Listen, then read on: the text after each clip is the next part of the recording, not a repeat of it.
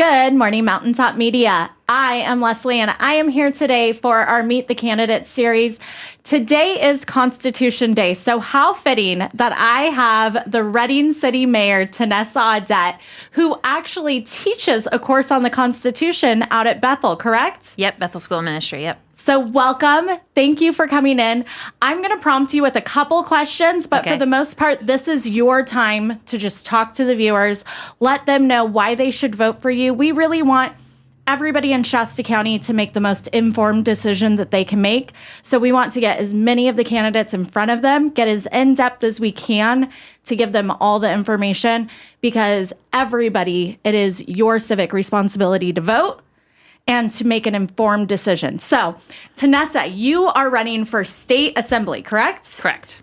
All right. So tell me a little bit about you, what you've done, and why you're running. So I'm not sure how much background your viewers know about my history, but I actually grew up traveling on a bus. My parents were evangelists, and so we traveled all over the United States. They had a band, the Good News of Christ Ministries, and so we went all over the states. First, they were in the Catholic Church. There was a whole Catholic charismatic movement in the 70s. And we traveled all over the U.S., and then they went into the Foursquare Church, and they traveled all over the U.S. and that. So I grew up as a missionette, memorizing my scripture. And so, yeah, just a deep love of the Lord. And then also for country. My dad's a veteran. I have veterans. Both grandfathers were veterans. And all my great aunts and uncles, or not my aunts, but my uncles were veterans. They served. They came here from Italy and through Ellis Island and really wanted to serve their country. So grew up with a deep sense of love for our country and an appreciation that our freedom was something that was fought for. So when I went to college, I studied political science, figured I'd get into law, but I put myself through school. I left home at 17, put myself through a junior college down in San Diego, played volleyball, and then got recruited up to Sonoma State and ended up not playing volleyball, but staying and finishing school. I was one of two Republicans in the political science department. And so I honed my arguing skills pretty deeply there because, you know, it's a lot about philosophy of not just what the government does, but what is everybody's role in society. And government is a small part of that, or it should be a small part of that. So I've been writing for about 11 years. We moved here in 2013. Our daughter had been pretty severely bullied. She was only 8 years old and started to kind of pull into herself. And some friends recommended going to that there was Bethel had an elementary school. And so we came up and visited, and they pulled her up in front of the class and asked her to speak, and she did. She sort of came alive again. And for my husband and I, we were like, we're just not willing for her to lose her identity at 8 years old. Yeah. And we're like, well, let's just move. Like, what's keeping us in LA? Absolutely nothing. And so we left everything, and we moved up here, and she's in college now. She definitely has her voice. She didn't lose that. That came back pretty quickly. Good. And so I'm really grateful that that there are schools, private schools, that offer an alternative for kids. I myself, because I grew up on a bus, was homeschooled till about fifth grade. And then in very small private schools, and then spent a little bit of time in a public school, which was wild. And, but yeah, so I've been up here in Reading for over a decade, and I have been running political campaigns since 2015. I have run 12 campaigns, 2 of my own, 10 others, and I loved it. I loved it. It was marketing, it was government, it was like this mixture of business and understanding, you know, how to make a better way, how to properly utilize government. But as you know, many people get elected, and then they drift to the left. Right. And after my third campaign, I actually went on staff with our state senator here in the district in Reading in an office. And so I'm working with the state and with constituents and the issues that they have with the state. So what you and I would, you know, think is preposterous laws, that's happening on one side. But how actual state agencies are dealing with people and just things falling through the cracks, just human error, and how difficult that is to fight the government. I mean, there are some insurmountable things that without the legislators' help, which is your representative, right, which should be standing in the gap for you, which should be advocating for you. And that's the role that I got to play. And I have absolutely loved every second of it, like every second of it. And so advocating for people, fighting back against the state, really holding them accountable to what they need to do. I've been doing that for the last 5 years. But as I said, after my third campaign, I was like, what happens to people when they get into office that they just drift? And I don't mean like every decision is bad, but I do mean that it doesn't at all stand up to the principles that they said that they stood for. Right. Or the mechanism. Because really the difference between the left and the right is what mechanism is going to get you to your pursuit of happiness. Right. And the left really does believe that power, that force comes from government. And they want to keep funding government and giving more money to government for government, the experts, whoever you think that is that knows more than you or that is going to take care of it and it's not you. Right. They think that's government. And those of us on the right are like, yeah, no, that has never worked out. It sounds lovely. It sounds lovely. Socialism. Yeah. But it hasn't worked. It hasn't worked throughout all human history. And the argument is, well, it could if better people did it. Mm-hmm. But I've never met those better people. Right. We have lots of great intentions, and they just never seem to come to fruition because government is a process. It's a system. And the system is slow. It is layered. If you have a great program, if I want to help you get T-shirts and I have the government do that, there are 80,000 regulations that are going to have to be applied to it, which means there's a person that has to oversee that, and it delays it in time. It makes it more expensive, less efficient. So I'm over here like, okay, I believed in these people. I believed what they told me, and yet they're in office and they're voting differently than what I expected. How do I fix that? So, because I really feel called to get great people elected, and I have a business doing that. But I don't feel like they're even living up to their own expectations or what they want. How do I move them forward? How do I equip them and empower them to make better decisions? So that's how I created this curriculum for the God and Government class that I teach at Bethel's Supernatural School of Ministry, BSSM, as we call it. And that was really birthed out of how do I teach why we believe what we believe and what is this American ideal? What does it mean and how do we actually implement it? So I have a 21-week course. I've done it for free. I volunteer my time to do it. It's once a week, again, 21 weeks. I bring in a lot of people that influence government, and I teach out of the 5,000 Year Leap, which is a great book by Skousen. He also did the Naked Communist book. And it's basically the core values of the Constitution. So why? Not like, tell me what Amendment 1, it's not that. It's mostly like, what were the Federalist Papers? Why do we believe in this? I have one of his books that breaks down the Federalist Papers. Yeah, it's amazing. It's amazing. It's amazing. I feel like it's a toolkit that everybody needs in their arsenal. Yes. Because it does. It breaks it down to simple, stupid. Yes, and when we argue, not everybody in America believes in the Bible as the authority for their life. And America says, you don't have to.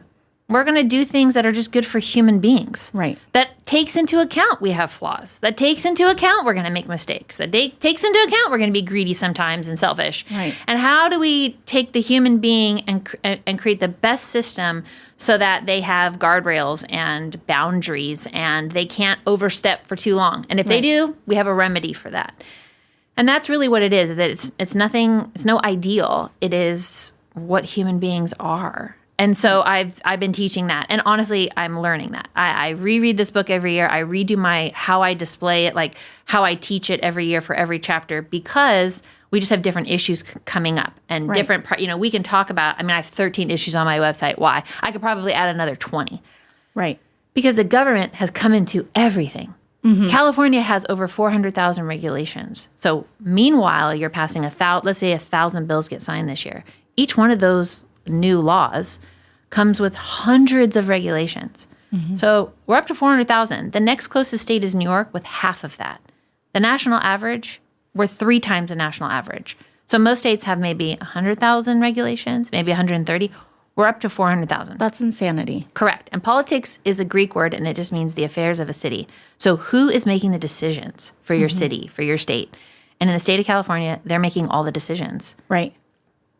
Right. It's not working. Yeah. It's a great experiment. Like, I don't need to go bash people. What I need to do is take apart your ideas and hold you accountable to them. Your ideas don't work. And I will tell you, what I have found in government serving in the legislature, being an elected official, it is very rarely nefarious intentions. What it really is laziness. Right. People just aren't doing the work. They think it is okay, so I don't have to read this, or I don't have to look too deeply into that. And the people that do have an agenda, they know that, and they will put their stuff into it, knowing that you're probably not going to read. Right. And so it's this weird battle of people with very good intentions, not at all meaning for that, but thinks that the system is working okay. Right. And that the changes are not at the maybe curriculum level. But what we know as moms and dads that are reading this going, this is not at all what you should be learning or what we thought you're going to be learning. And you're not learning. So that's a problem. Right. The metrics are terrible. So there's no good result from it. So, hey, if everything was going great and our kids were testing amazing, then it'd be like, you're right. Yeah, maybe this isn't that big of a deal. Or it's a club after school. But it's being weaved into everything at the cost of learning the most important things and the basic things. And so we're pushing back. And our voices should be heard in that. And there should be more discussion. Not less discussion, not shutting anything down, but we need to continue to have the conversation. So it's disturbing to see city council meetings where people are not allowed to speak or they're getting arrested or, because they're angry and they're upset. But it's like, it takes a while for people to get to that. Right. And I love this. You've segued kind of into all of my questions that I'm going to ask all up front. So I'm going to pedal back a little and get into the second part of it. A lot of us right now are studying the Constitution through Patriot Academy in Tim Barton's program. And it's amazing. Yeah. Or David Barton and his son. Yeah. Yes. And his son, Tim. So they're fantastic. And they were talking about how the government needs to have active participation from the constituents. Otherwise, the government becomes the enemy of the family. Correct. And that's what we're seeing in the overregulation and everything else. And I feel like the big thing that everybody feels like when it comes time to vote is, my vote doesn't matter. Why should I do this? What's the point anyway? When they don't realize that on local races, and yours is a local race, even though it's not in our county, it's a local race. You are the closest to us in Sacramento that we'll get. Yes. What they don't realize is having you in there and having a voice that they can reach out to and get in touch with is as close as we can get to being in that building. So, the fact that you were one of two Republicans on a college campus, the fact that you were a Republican in LA and stood your ground and moved up here, still a Republican, shows that you're not afraid to be the one of few. Yeah. There are some other great legislators in Sacramento that don't get enough credit for what they're doing. Tell us a little bit about how you won't be afraid to go in there as a minority and get things done. Yeah, I think, well, let me just say one thing because David Barton is fantastic, and he's the only person I know that talks faster than me. I have to for every podcast, I'm at 1.25 for sure, sometimes 1.5, but for him, I'm like, can I go slower? So I just want to make sure I digest it. But here's what's so important about learning about our history and the foundations of what built our system, because it's not like any other system ever before or after. We are the only government system where your rights come from God and not the government, which means we can't compare ourselves to any other country. Right. It also means that we had to have a free market, which is also not like any other market anywhere. So when they talk about other market systems, there's no comparison because the state is controlling that. And when you look at what the state of California is doing, it is remarkable how much they meddle. They create markets, which is why they fail so often, because they're not based on what we want. Right. They're not based on demand. They're based on this a manufactured supply that they're going to tell you want, and then nobody wants it, and it wastes money. So what was the last question? Because I'm on David Barton, and I know that's what it was. I wanted to tell you, here's what is amazing about the American system. The American system knows that government is a necessary evil. Right. It did not trust experts. It did not say you should trust your elected leaders. It did not say you should trust bureaucrats. It said you should trust the people. That's why the people are the pinnacle of power. That's why you have a vote. That's why you can change things on certain, for like our congressional and our Senate every 2 years. Because they can only do 2 years of damage at a time before you can say, no, we don't want that. Right. And the best thing that the, institutional government can do is to convince you your vote doesn't matter, because then you don't exercise your power. But it's like, it's like you had the power all along. There's no place like home. It's like click your shoes, do whatever you need to do to get there and vote. Because the fact is that you had the power all along. What they're trying to convince you is not to use it. We have to use it. And as far as having a representative in government, I mean, a majority, over 50% of our voters are in Reading for this district. We are a massive, massive block of constituents. And otherwise, it's a very rural or pretty remote in these places. And they rely, most of them, their highest employer is the government. The problem is that if that's all you have no restaurants, you have no retail. You don't have anybody else that can work in any industry because you can't have small businesses that are starting there. They don't have enough customers. And so there needs to be, a good relationship with the two, but you can't outweigh one without not have the other. So there's a lot at stake. It's not just representation, right? You're going to have that. I'm here. I've worked in the local government. I'm on the city council. I understand how that works. I understand how the county works and how to better utilize our supervisors, because county is an arm of the state and they don't have a ton of autonomy. It's incorporating into cities that gives you more autonomy over yourself. You get to pick and choose a lot more of what you're going to do and how you're going to live if you incorporate into a city than if you're just relying on the county. And so preparing our county people to be at the state level, I mean, at all times, we should be as though every single elected is going to go into the next position. Right. Because it prepares them to understand and to communicate to their own people what's possible. And it helps them to ask for things, to expect things, to just create a better expectation of what representation is supposed to be like. And so on every level, I will be doing teaching. I mean, I can't help myself. I just think that information empowers people. And that is what is most important, because you're the boss. Right. Like, you're the boss. So in doing that, when you make a decision in Sacramento, say you're elected and you make a decision and people have a question why you made that decision, the remedy for that then is information back to the people. This is why I made this decision. This is how we came to that. So is that how you would handle things when you get in there so that there isn't that disconnect and that misinformation? Yeah, there's like several places where I myself as a constituent get very frustrated. And then knowing these people, you're like, do something different. I mean, that's the best part about now being my own, client, is that I never say no. Go here, go there, go do this, just go do it. It doesn't matter if you don't get an immediate response or return. Right. You have to invest in the people. They are your boss. And so you absolutely, if I make a decision, if this is a business and I make a decision and you're the board and you're like, what are you doing? Why would you do that? I know you run the day-to-day, so why did you do that? I can't say to you, I'm really busy. I'm sorry, I can't meet with you to explain my decisions. No, that is my job. So yes, town halls you can do. I mean, you could still do any type of event to come back and to communicate, but I think a town hall is probably the one that everybody would recognize.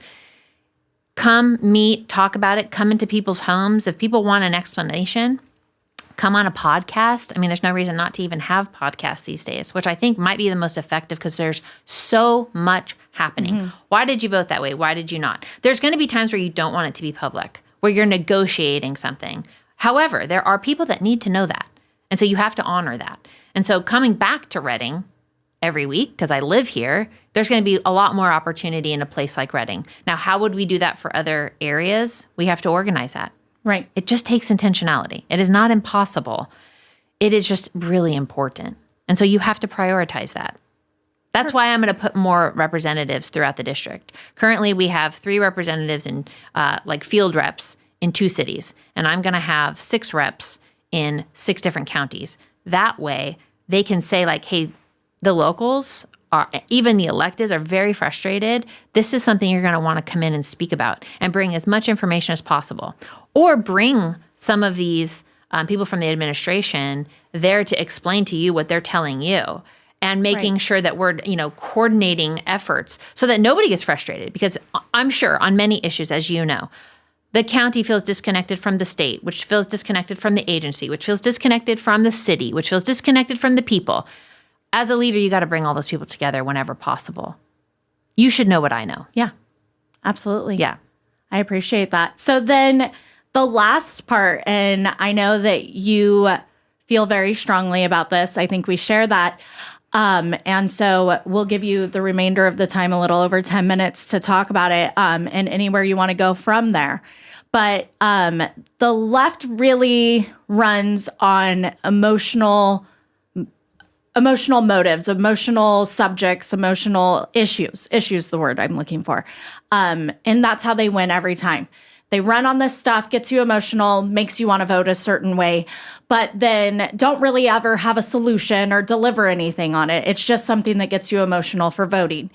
Bill Asaley did a really good job of pointing out that the right is always going to lose if we don't start running on emotional issues. Well, right now in America, all across America, we're seeing parental rights come under attack.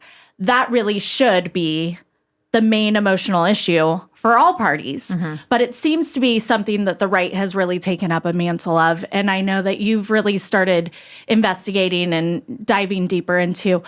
Talk to our viewers a little bit about that, a little bit about what's going on, and a little bit about where you will stand if elected. Yeah, so I have a little bit of a different, I think most politics runs on emotion, left and right. I think, because when something is threatened, then you feel emotional about that. Right. I think in COVID, it was you get the shot, adult decision. Oh, now we're going to give it to the kids. Whoa. That's a different story. And people, I think, reacted very differently when they tried to involve our kids, because that's right. That's our hearts. So I think both sides do that. What I think that happens often is that the left allows a crisis to push maybe a little bit closer to what their goals are, which is often than not a government solution. Right. So we're talking about how do we solve things. I personally feel like the markets should solve a lot of the issues that we have, and that we should get government out of a lot of these things, that we're there to protect people, but we're not there to tell them what to do. We are not guiding you you should only choose between yellow and pink shirts. We're no, just wear a shirt. Please just keep your shirt on, okay? Right. So it's this is the difference. And so I think what happens is stuff takes time. So think about our forests, right? So it's taken 30 years to get to the point where we have these massive wildfires, but it took 20, 30 years to get there. And so when the spotted owl was being protected, the argument from the timber industry was, hey, if you neglect these forests and you don't have a healthy forest, you're going to mess up your watershed. You're going to have these catastrophic fires. It takes 30 years to get there. So it doesn't feel very emotional, right? It feels emotional to the families that are losing their livelihoods. Feels very emotional to, you know what I mean? But that's not a universal emotion for it's hard to translate that to people that don't do this and don't understand it. Until their backyard's on fire. Until it's a crisis. Yeah. And so a lot of these decisions that are made at the government level just take a long time for you to see the detrimental effects of it. And so if it's hey, this is the decision we're going to make for whatever reason, and then, it just so happens that the left has been in control in California for 20 years. They've had the supermajority. They've had, the governor, the legislature. They're controlling everything. And so it's easy to point the finger because it's their policies that have gotten us here. That doesn't make them fundamentally wrong at everything. It just means that when it comes to policies here in California, it is dominated. There isn't a discussion. There isn't any give or take. There isn't any negotiation. There is whatever it is that they want to happen is what happens. And as you saw with Bill Asaley, even if he wants to debate and give his people, his 450,000 people's perspective, or that side's perspective, he gets shut down. He doesn't even get to speak. Right. They stopped debate. The party of democracy stopped debate. And that is fundamentally what they're there to do. They're there to negotiate, to debate, and to figure out what's in the best interest of the people. And when you have evidence that the decisions are not in the best interest of the people, you should talk about that. Right. You should be able to bring that forward. And when it comes to parental rights, I get it. I think, when you're frustrated and you want to communicate your frustration, You're like, they're better at communicating their frustrations than us. I don't know that it's emotional. I think it's fundamental. You come for my kids. You try to sexualize my children. You are going to get a visceral reaction from me. Absolutely. There's a reason why we protect children's sexuality. Or by the way, we should never even be talking about it because it's illegal for you to sexualize my kid. Like that's, we don't let children be practicing sex. Same way as like, I'm not over here like, I'm going to teach my kids how to properly use candy. So I'm going to give it to them for dinner and just tell them how to manage their sugar high. Like, no, we don't say like, oh, we're going to let kids are going to drive. So before they're 16, so I'm going to teach them how to manage it at 12. No, we don't go, oh, well, they're going to get into drugs. So they're just not going to get into sex. That's actually ridiculous. And this notion that we're going to concede this idea that like, oh, well, teenagers have sex, so we're just going to teach them about it. It's like, no, they don't just all do that. Does it happen? Sure, but we don't use that as the pretext to say, now we're going to have absolute strangers talking to your kids about sex and using gender to do it. No. Teach them math. Teach them how to read. Right. Teach them how reading comprehension. Teach them critical thinking skills. When I was in school, we had to do speed reading and comprehension. So you had 1 minute, 30 seconds to read something, have to answer the questions. I mean, I did that almost every day through second grade and fourth grade, right? So, and I'm very good at reading. And I think it's because I was trained to read. Right. I was trained to do that. That's not happening in our schools. And it may happen in the one, so somebody might argue this one school does that or whatever. But the fact is that we have focused our attention on things that kids have no business talking about or anything.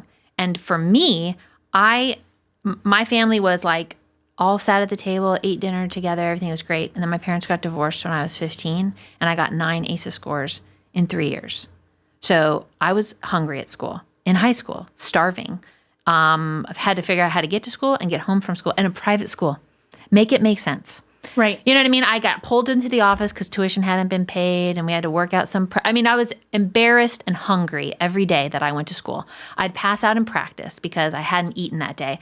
But it was like, I felt like it was my parents' responsibility, nobody else's. So I didn't tell anybody because it was their responsibility to feed me. I don't know. That's just how my brain worked. But what saved me, what helped me, what pushed me through is that I could go into class and not think about any of that. Right. And just do my work. Right. And if I got an A, I earned it. My parents couldn't take that from me, or whatever problem they were having couldn't take that from me. Whatever issue I had with my 4 brothers and the friends coming into the house and just like chaos, I didn't have to deal with any of that because I could earn my own way and I could get lost into that.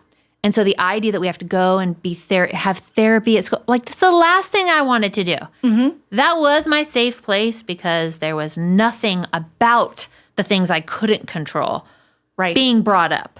I would have been a hot mess had you done that. So now, is everything true for everybody? No. However, it is just not the place of schools to come in and try to parent our children and try to give therapy to our children. That is the job of parents. And if they think so lowly of parents that they think that their minor intervention is going to be what's best for them in the long run, they're wrong because we're here for life. And you cannot assume the worst of us and then legislate and create all these programs and spend all of our tax dollars on programs that are what could possibly go wrong at home. And so we're going to mitigate for that. That's just a bad plan. And we have to push back because it's not working. Our kids are not learning. Absolutely. And as you said, it takes 20 to 30 years for these policies to go into effect and things to go downhill. And in that 20 to 30 years, our scores as a state, California used to have very high educational scores. Not anymore. And now we are down with Oklahoma. Yeah. Yeah, we spend the most and we get the least for it. And I would say that's California as a whole. We spend the most and we get the least for it. Right. We're not asking for electric vehicles. We're not obviously, the market's saying no. There's a cap at that. We want you to have the option of it, but everybody doesn't want that. Right. And if you want to have your special gender school, then ask for a charter. And then we can very much see what that's going to look like and what your scores are going to be. And then the parents that want that can have that. And that's fine. I'm not telling you what you can't do. But you don't get to come in and tell it at this point, oftentimes, and I'm not saying it is, but it feels like we are pushing ideologies. And I am not saying just because I'm a Christian, I'm not saying every teacher should be baptizing their students. And you should ask at the beginning of every year, how many of you are saved? How many of you are not saved? And we're going to offer baptisms at lunch. And hey, I'm going to ask you again today, does anybody get saved today? And I'm just like focusing on it and talking about it. Of course, it's going to, at some point, you're just going to feel like you're not part of the crowd if you're not doing what other people are doing. And so it's like we wouldn't do that for any religion. And that is an ideology. We certainly shouldn't do it for this gender stuff. You are creating a focus that doesn't need to be there. Absolutely. It doesn't need to be there. Absolutely. Thank you so much for your time. I know today you've got a city council meeting. Yes. You've got an event downtown. You've got so many things to do. We appreciate so much your time. I want to give you the last minute or two to just look straight at our viewers. Tell them how to get a hold of you, what things you have coming up, any other message you want to get out to them, and how they can reach out to you for more questions. Yeah, so my website is Go here. Yep. My website is votetenessa.com. My phone number, all of that is on all of my literature. So you can call me, you can email me, Tenessa@votetenessa.com. I answer all my calls. The phone numbers that you see on things go straight to my cell phone. There's nothing going to get in between us. So this is the time to call, set up a meeting. If you're like, hey, I know her from something else and I might not like her, call me. Let's talk about it because there is nothing off limits. You should get to decide who you want for this position and who's going to represent you. And it is my responsibility to give you my why for everything. And you can decide what's enough for you and what you want. And so I want to empower you to make that decision. So if you only know one thing about me and you want to know more, and this is interesting, and you're very frustrated that you like me right now, and you want to ask me some more questions, you should definitely call me or email me. I'll put everything in. We have a chat for this. Yeah. Mm-hmm. So I'll put all the information in there. I will be speaking at the Republican Women's Federated, which I'm a member of, at 11:30 at the Red Lion tomorrow in Reading. And then Wednesday night in Siskiyou in Wairika, there will be a debate. I will be there. I'm pretty sure my opponent has declined. You never know. She could change her mind. But I will be there to answer all questions from the audience. So if you're in Siskiyou and you have any questions. Otherwise, my website has a ton of events that are coming up. And I'd love to hear from you. There's no question that's off limits. I'd love to hear more from you. Thank you so much for taking the time, Tenessa. I really appreciate it. And Shasta County, it is your job, your civic responsibility. If you have not already, go register to vote. The amount of people that we have registered versus the amount of people that live in our great county is abysmal. So get out, register, and then don't just register, show up and vote. We need you to vote, and do not think for a moment that your vote does not matter. In these local races, all of the races that we are going to be covering on Mountaintop Media, every one of your votes matters. Some of these races will be decided by 14 votes. Some of these races will be decided by 50 votes. Every single vote matters. If you have not done your research, it is okay to leave it blank. If you don't know the information, it is okay to leave it blank. But vote down ballot first and then go up to the bigger races. Those ones do not matter as much as your local, closest to the people races. That's what we want to push with all of these local candidates, and that's why we want to get you all the information. Thank you so much for tuning in. Thank you, Tenessa. We will have all of her contact information in the comments, and we look forward to seeing you on the next candidate. Thank you.